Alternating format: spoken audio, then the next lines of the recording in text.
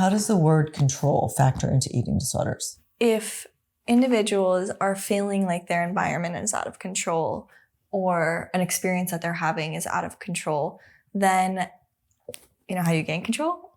What you put in your body, because you can't be in control of what's happening to your body. So the way that you're nourishing yourself, what you're eating, how you're eating, when you're eating, that can create a lot of agency for individuals who are feeling that what's happening in their life is happening to them. When I couldn't control what was going on around and the feelings that I was going around, the distraction of bringing my focus to what I was eating, what I wasn't eating, the hunger in the beginning of the anorexic part, the hunger was my control because it made me, I could control that I was hungry. Mm-hmm. I could control that feeling of hunger. I couldn't control the feeling of loneliness or not fitting in or not being good enough. But it was really about the fact that if I'm hungry because I'm making myself hungry. Yeah. You know? Totally. And that, you know, we talk about control so much with it, but it's kind of like this obscure word for people that have not really been involved with eating disorders or the issue. And then when I became bulimic, it was almost like the purge undid it. Was the panic of not having, before I did it, you'd binge. And then it's like, oh my God, I got to purge now. And like sometimes there was so the panic of not being able to purge and then being able to purge. Got it. I was in control. I'm out of control, but I'm back in control because I could make this happen. I figured out a solution to not being under control, in control. So the eating disorder itself created lack of control. Correct. And then you got to be in control again. Correct. That is really powerful. And what you said, I see in a lot of the people I work with where I can't control the emotion I'm having. But actually, maybe I can, because maybe my eating disorder will numb this. Yes. Maybe my eating disorder will create a different emotion for me. This sounds strange. An eating disorder is so great until it's not. Right. Because it really does help you feel empowered. And then you lose control. Ironic. Because then the eating disorder is in control of you. Right. When someone experiences a traumatic event, that is obviously so out of their control. And finding little pieces of where they can say, hey, this is mine. You don't get to take that from me. Right. You can take anything else from me because of this trauma that I endured, but this is mine. Right. And it almost creates an identity post-traumatic experience. So that's why approaching an eating disorder has to be so delicate, because it's so intertwined with who they are at times, especially in the wake of trauma. For me, with the trauma that I had endured and was enduring, it really enabled me to separate myself from that. I didn't experience it.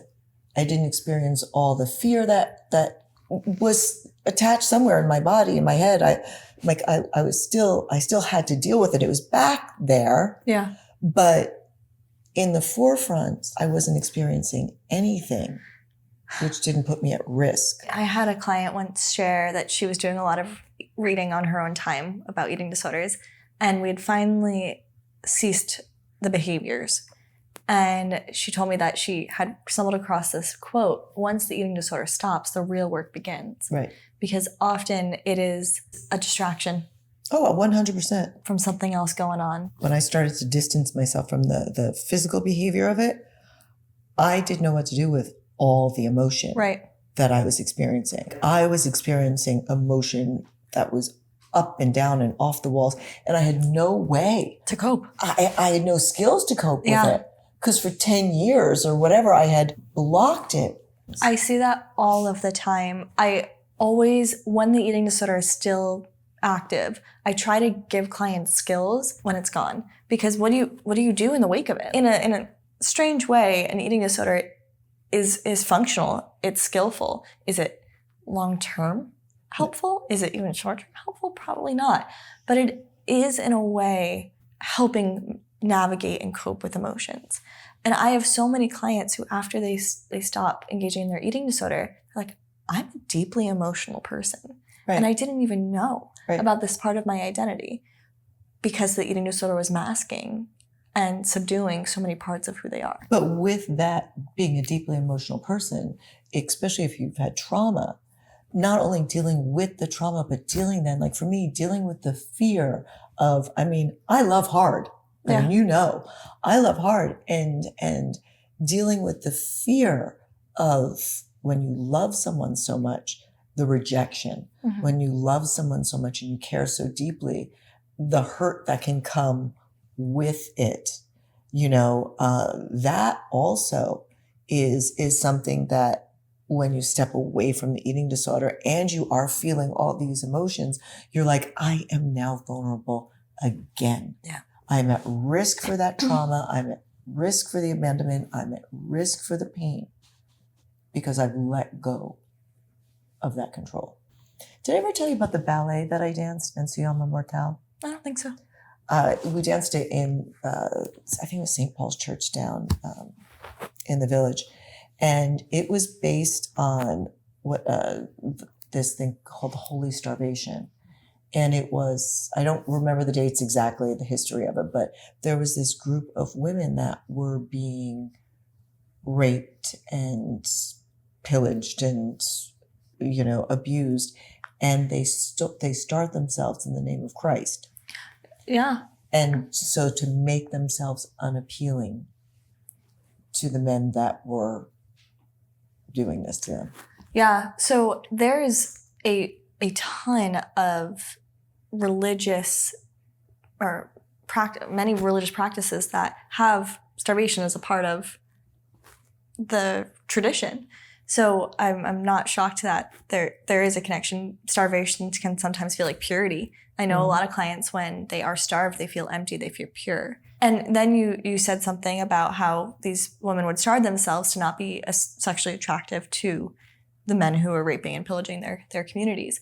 So that's a really complex notion in eating disorder research. So some folks say they're using the eating disorder as a way to regress themselves, to be in a body that's not sexualized. That is one frame of thought, and other frames of thought disagree with that notion, because most sexual assaults are because of power and not actually because of sexual attraction.